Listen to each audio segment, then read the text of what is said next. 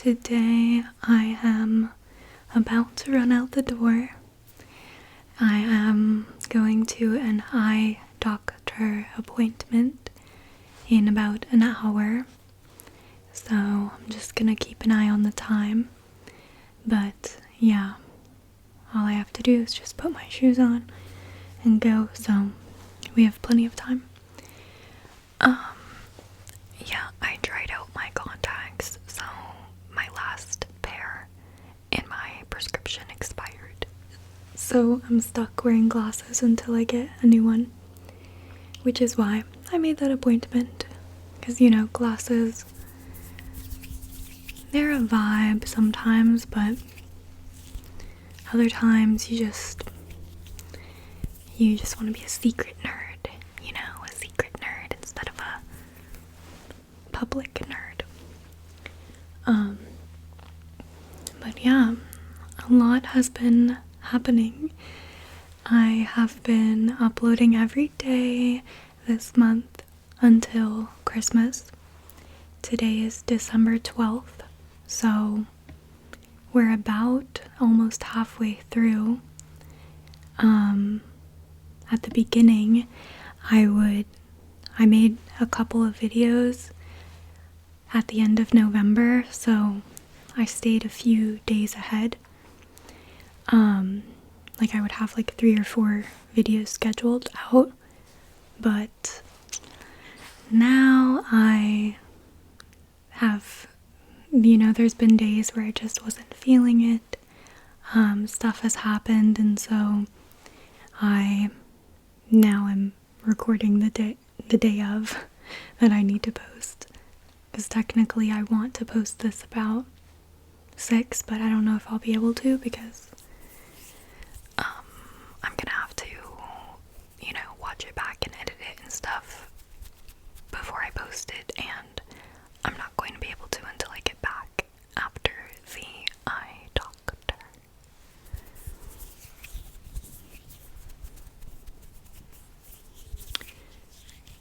But yeah, I am extremely grateful for everything.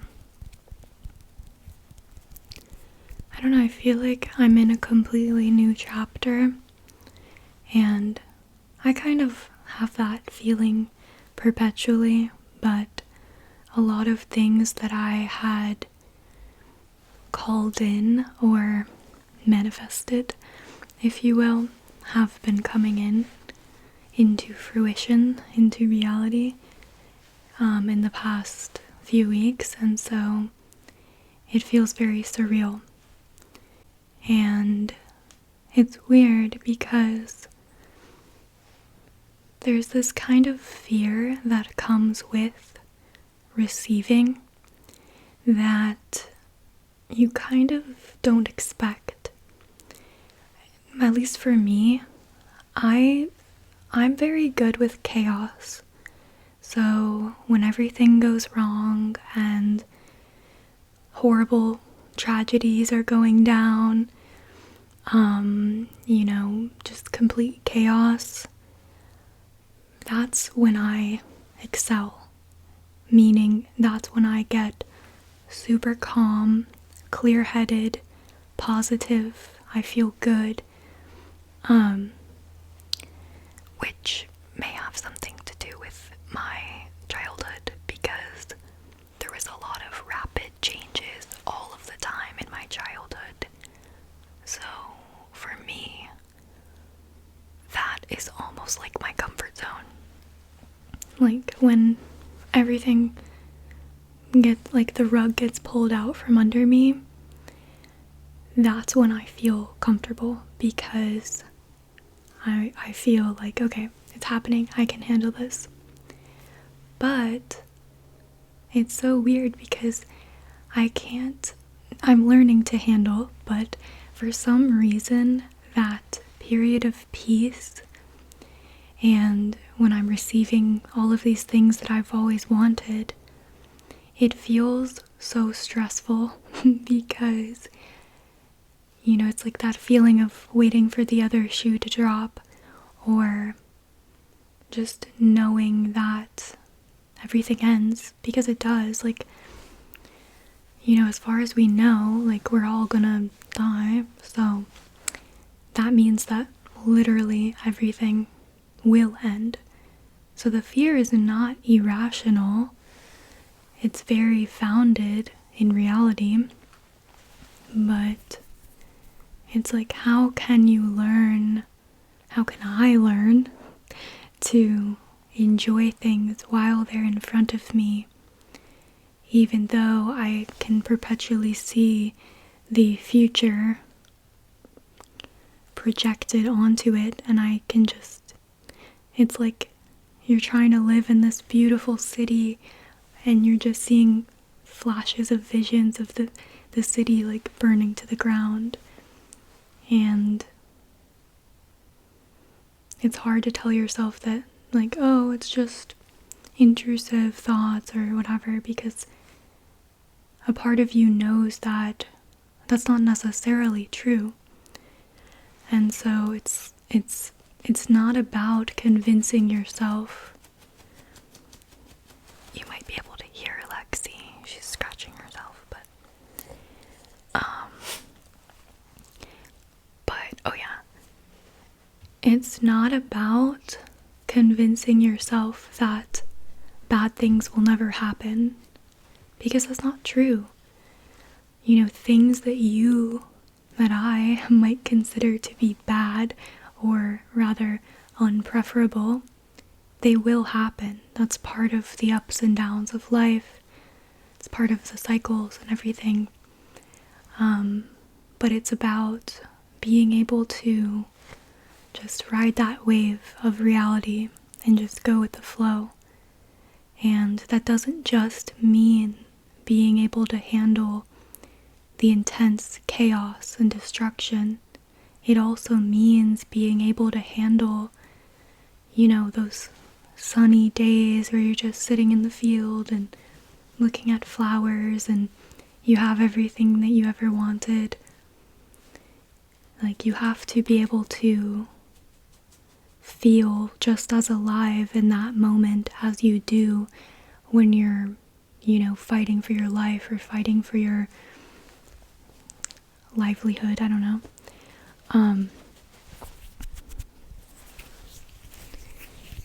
And it's one of those things that is very emotional, and it's very vulnerable, I think, to release that control. Because that's the issue, right? Is like, when you're given an unpreferable situation, at least for me, the way that I see it is, I look at all the details, I understand what's happening, and I can make a choice of how I want to handle it.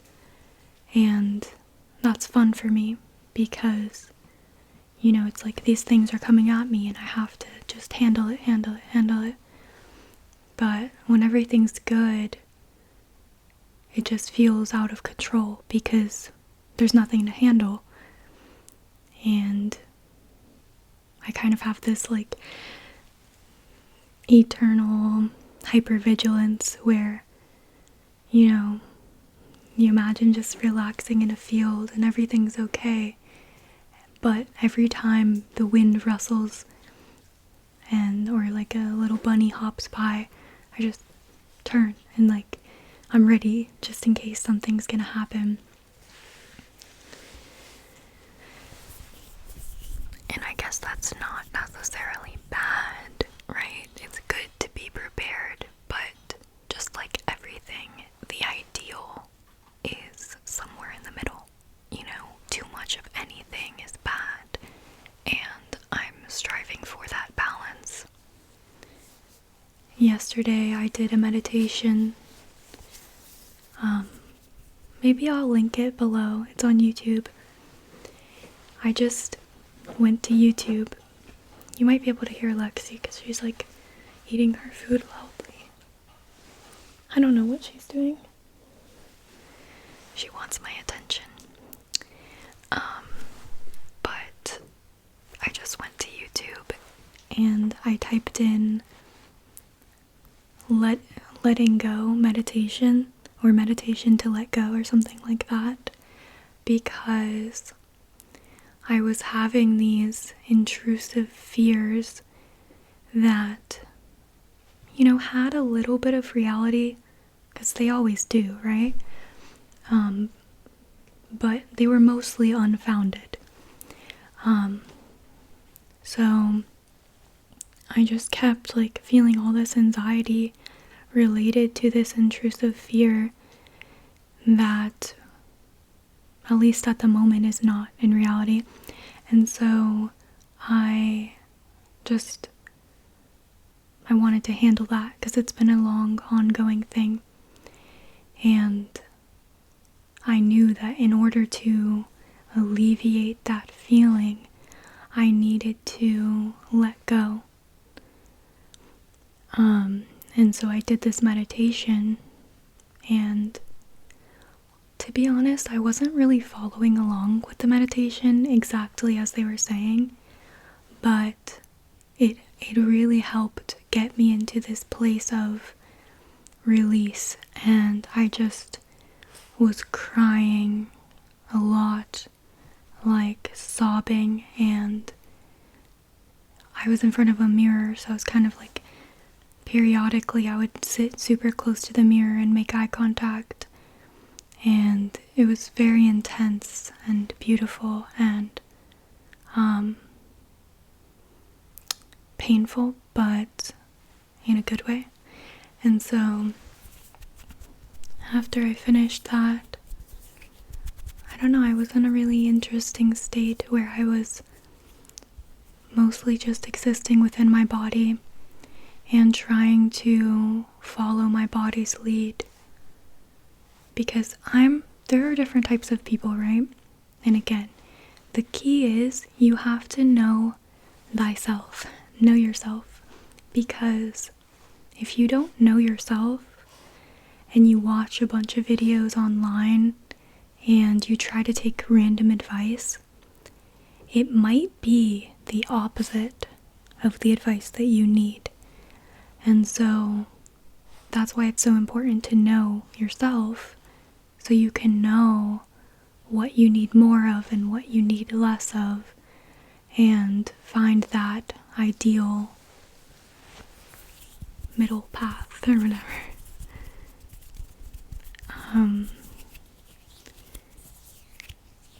But for me, I'm a person who I lead with my vision.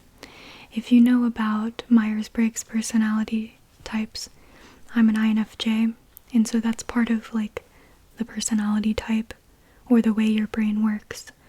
For INFJs, they lead with their introverted intuition, and I've found that to be very true for me throughout my life. I'm very much so in my head as far as the path forward and following it, doing things that make sense to me and are in alignment with the vision that I have.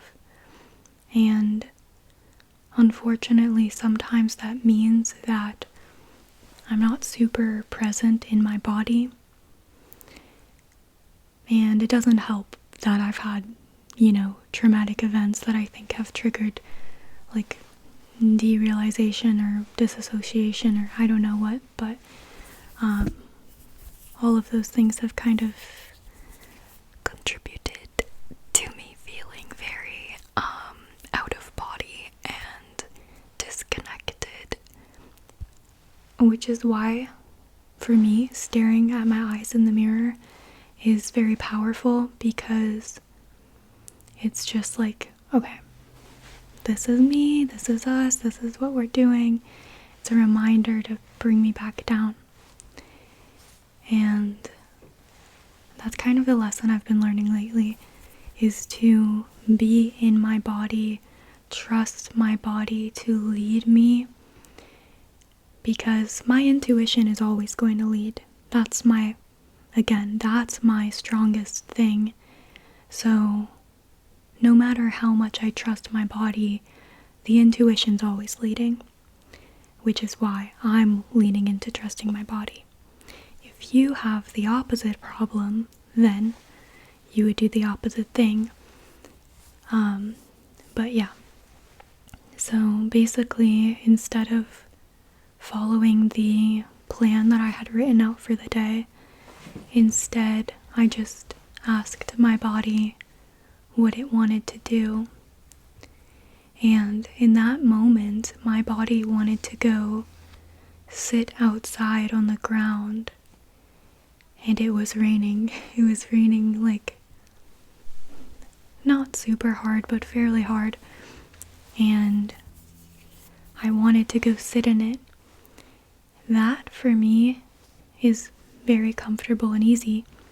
But there was this other aspect to it that made it uncomfortable, which is these people just bought the house behind mine and the fence is down right now, so they are basically like, if I go outside, like, they're right there looking at me, because they're up and about doing lots of stuff right now because they just got the house.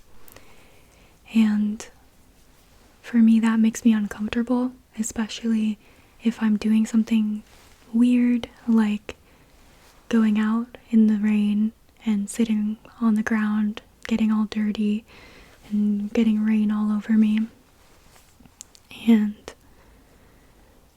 it's not that weird, but I know that like it would spike curiosity, and when you spike people's curiosity, they tend to want to observe you for longer, and that makes me uncomfortable because it's like I can't help but think about what they're thinking, or like what the impression is that I'm giving right now, instead of focusing on my experience, which is what I wanted. So I had all of these, like, this little pushback run through my mind of like, my body wants to, but my mind already knows all of the reasons why it would be annoying to do that. But kind of like, I don't know, it's almost like it was like a kid asking for something. And, you know, it's like a kid asks for ice cream and you want to say no because you're gonna have dinner later, and you know, like, that they won't be hungry if they eat the ice cream or whatever. But you just say, you know what, kiddo, sure, you can have some ice cream. And so that's what I did. I just kind of said, you know what, sure, let's go outside. Who cares what other people think or how I'm being perceived? And I went outside and I sat, and it was amazing. And I felt very satisfied to be doing that. You know, those thoughts still crept in of like thinking like, oh my god, like, do the neighbors think I'm psycho or emo or something? Because it's giving emo, you know, if you're sitting outside in the rain getting all dirty. But I just had to not focus on that and focus on my own experience, and just look at the sky and look at the grass and look at the trees and all of the colors and the scents and the sensations of the ground and everything. And it was incredible. And then I went inside and just continued following my body and doing the things that felt good to me in the moment. And it was a really good time. It was very magical, very magical. And then last night, me and my sister watched Interstellar for the first time. And I really liked it. You know, the first half of the movie was like, I don't know. That movie gets hyped up a lot, right? Like, I always hear people saying that it's their favorite movie or whatever. And so when movies get hyped up a lot, you go into it kind of with high expectations, and right off the bat, I did not like the actor, the man. Just, I don't know, the vibes were off. Like it was not the story that, like, rubbed me the wrong way, but just the actor's vibes in the first half kind of gave me weird vibes. But halfway through the movie, I kind of started appreciating him more, and I thought it was really good. I really liked it, especially the ending, because there was like some kind of trippy stuff at the end where he goes into a black hole and then he's in these higher dimensions communicating with his daughter in the past, and then it helps save everybody in the future. There's a lot of themes around time and space and dimensions, and that really intersects with the things that I am obsessed with. So it was very cool. Very cool. And a more, like, I guess, sci-fi approach to spirituality. I don't know if that's what it is, but you know what I mean. It's like, that's what I was kind of feeling. So I really enjoyed it. Let me know, what do you think about that movie? And if you have any recommendations that you think that I would like recently, movies that I have watched that really resonated with me were Interstellar, Inception, Arrival, Everything Everywhere All at Once, and a long time ago when I was 14, my favorite movie was called Mr. Nobody, the one with Jared Leto in it. And that movie really spoke to me a lot back then. And all of those movies, if you've seen them all, they kind of all have different perspectives on this one universal truth. They are exploring it from a different angle though, so they're not, if you don't know, you might think that they're all completely unrelated, but if you are into spirituality and like quantum mechanics sort of things, then I think you might know what I mean in seeing the similarities between those movies. But yeah, if you have any recommendations for me, I would appreciate it. Yeah, it's very interesting. Very interesting. I might have to give The Matrix another chance. The Matrix, the movie, because I watched it a few years ago with a friend, and again, I kind of had that issue of going into it with very high expectations because people speak very highly of that movie. But I watched it and I thought that it was just a very dumbed down version of what I expected. Kind of random, but you know that movie 50 Shades of Grey or whatever? It was the same thing. You know, I hear all of these glowing reviews and I'm imagining like this intense, really well written movie that's gonna blow my socks off. And I watched it and it was more of just a caricature of what I was expecting. And I don't know, it's like, I kind of hate when that happens, you know? Everyone says it's so good and then you watch it and it's like, I don't know, I'd almost rather that I had no expectations going in, because then I could just see it for what it was, instead of comparing it to what I was imagining and being like, it's not that good. So, maybe I'll go back and watch The Matrix and try to like not expect anything. Just go into it kind of like with trying to delete any preconceived idea and then see if I appreciate it now more. Plus that, I think I have a better mentality now than back when I first watched it. I think I was a little bit more judgmental back then, so maybe now I would, appreciate it for what it brings to the world, the ideas that it introduces into our minds. Gotta start somewhere, right? Can't give people everything all at once. That wouldn't be good. You have to, just like everything, you start with the basics. You learn that completely.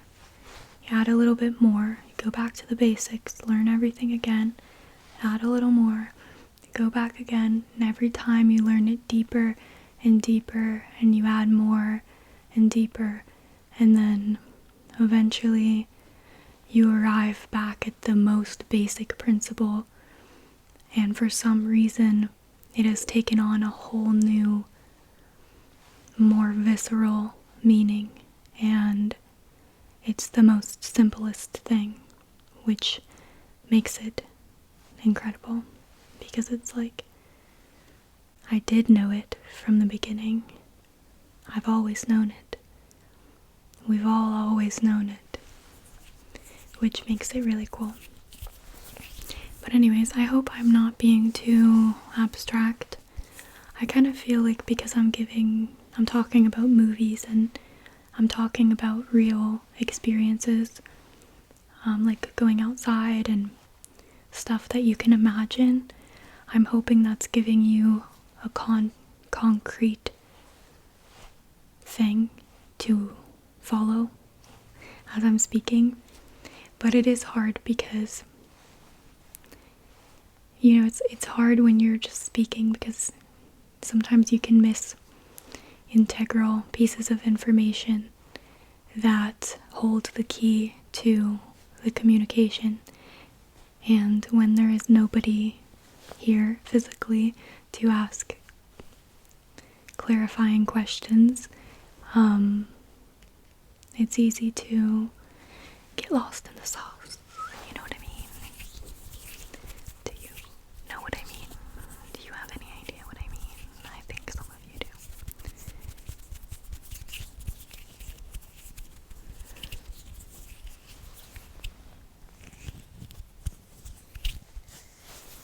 Yeah, I'm extremely, extremely grateful.